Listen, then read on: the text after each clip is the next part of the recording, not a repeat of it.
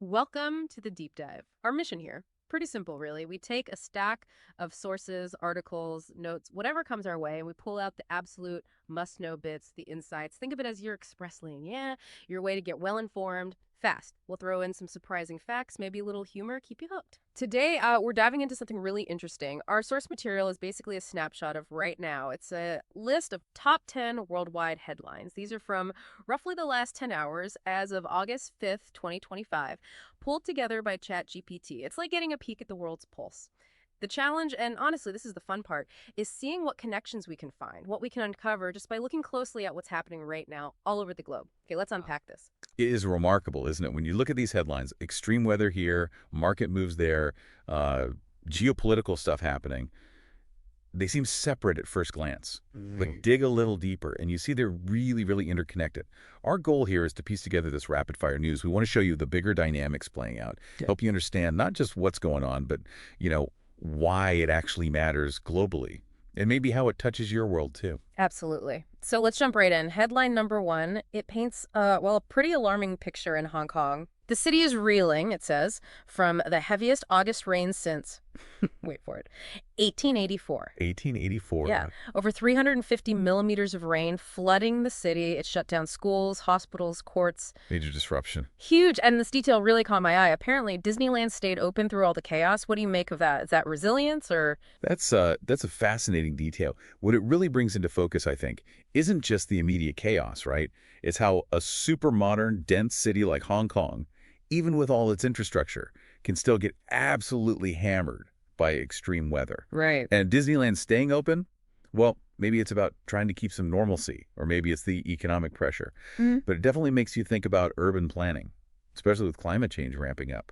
Are cities, even the most advanced ones, really ready for this scale of event? It seems like maybe not fully. A sobering thought. So while Hong Kong deals with actual floods, the financial world is seeing a different kind of surge.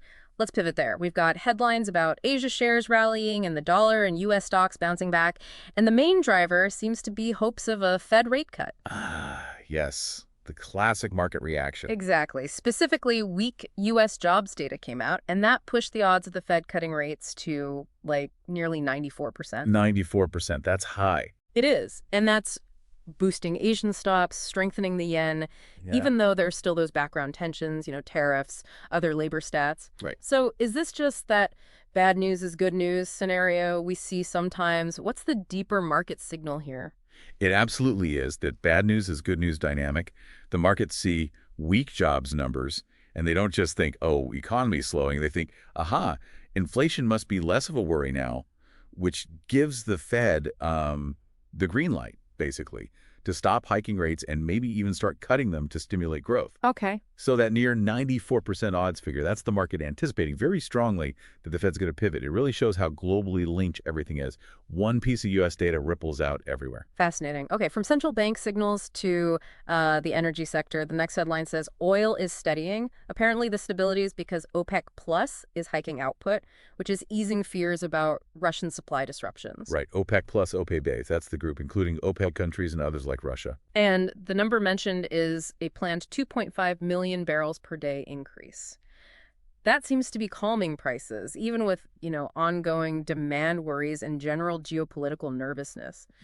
But I wonder, while hiking output stabilizes things now, isn't OPEC Plus just sort of reacting? Are they really tackling the bigger long-term energy questions? That's a really sharp point. Mm-hmm. What we see in energy markets is this constant, delicate balancing act. OPEC Plus can react to immediate supply issues, like those fears around Russian oil. And their moves do help stabilize prices in the short term. That's their main goal, often, price stability. Right.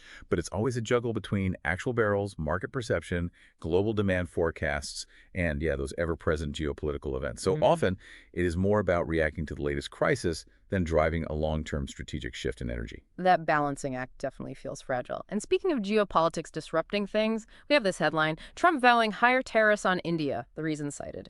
India's imports of Russian oil. Oh. So the report frames this as U.S. trade tensions deepening, with India possibly facing these punitive duties.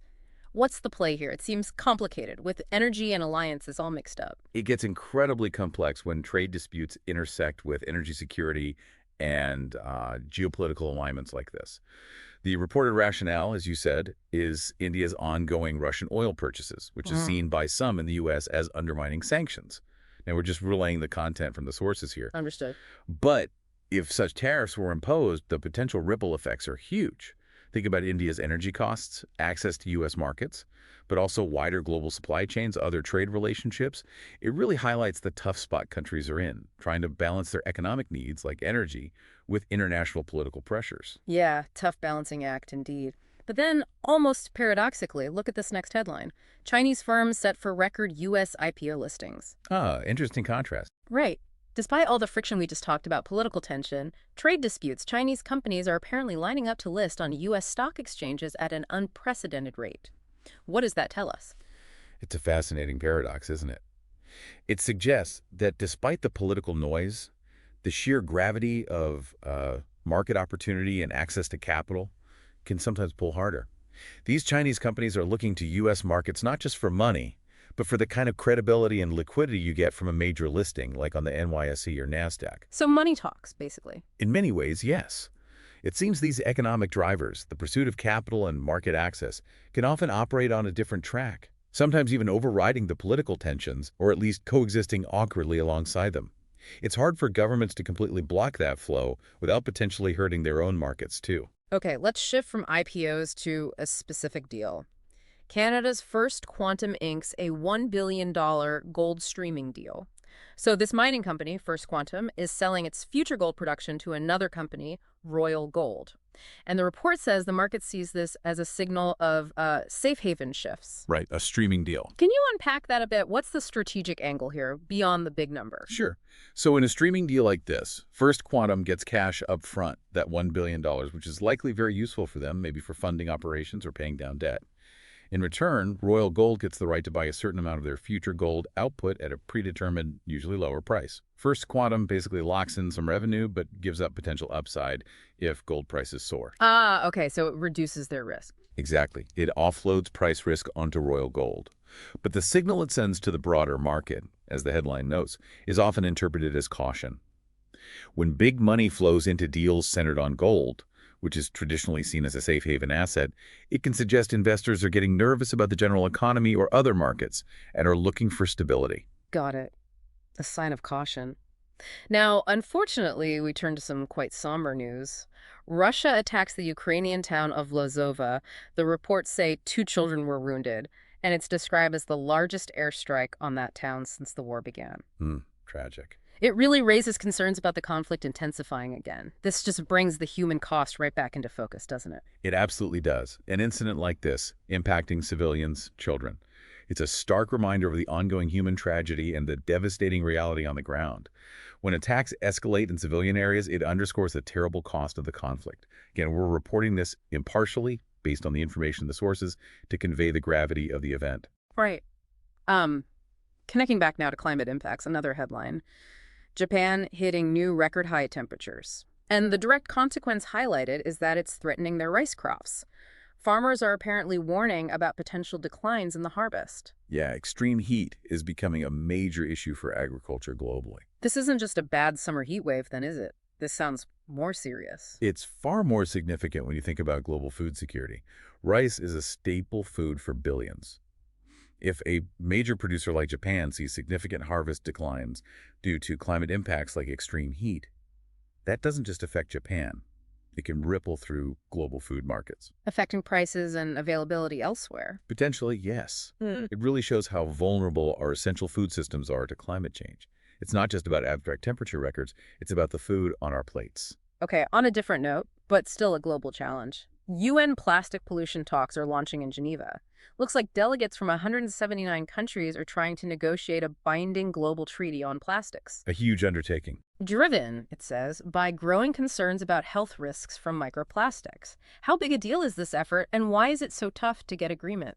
It's a hugely significant effort because the scale of plastic pollution is, frankly, staggering. And the science around microplastics, finding them in our water, our food, even the air we breathe, is increasingly worrying. Right. But negotiating a binding treaty with 179 countries, That's incredibly complex. You have massive economic interests involved, different levels of development, disputes over who pays, who cuts back. Balancing environmental protection with economic realities across so many nations is a monumental diplomatic challenge. But it's vital. Absolutely. Okay, finally, let's end on a slightly more cosmic note. Astronomers are tracking a 170-foot asteroid passing Earth safely tonight. Ah, OT7. Yes. NASA confirms it's no threat, thankfully. But the report uses it as a hook to talk about planetary defense efforts and future risk preparedness. What's the takeaway here? Just cool space stuff or something deeper? Well, it is cool space stuff, but it's more than that. What's really amazing is our ability to do this to track these objects. Scientists are constantly scanning the skies, calculating orbits with incredible accuracy. OT7 is passing safely, but the system is there because some asteroids could pose a threat down the line. So this is about being ready. Exactly. It's about future risk preparedness. Yeah. It's about developing the technology, the knowledge, the international cooperation needed before we find one on a collision course. It's actually a pretty powerful example of human ingenuity and foresight, planning for potential long-term, low-probability, but high-impact risks, thinking beyond the immediate crises. What a tour. From Hong Kong's floods and Japan's heat impacting rice, through market jitters, energy politics, trade spats, even gold deals, and then out to Russia-Ukraine conflict concerns, plastic talks, and asteroids. It really shows how taking this kind of deep dive connects seemingly random dots, doesn't it? It really does. You see the interplay. Climate impacting cities and food, economics reacting to data and geopolitics influencing energy and trade. It's all tangled together. It's kind of wild how markets can cheer bad economic news while the planet deals with record heat and people face conflict. Absolutely. This snapshot, these 10 headlines, they really tell a story about the currents flowing beneath the surface, shaping our world right now.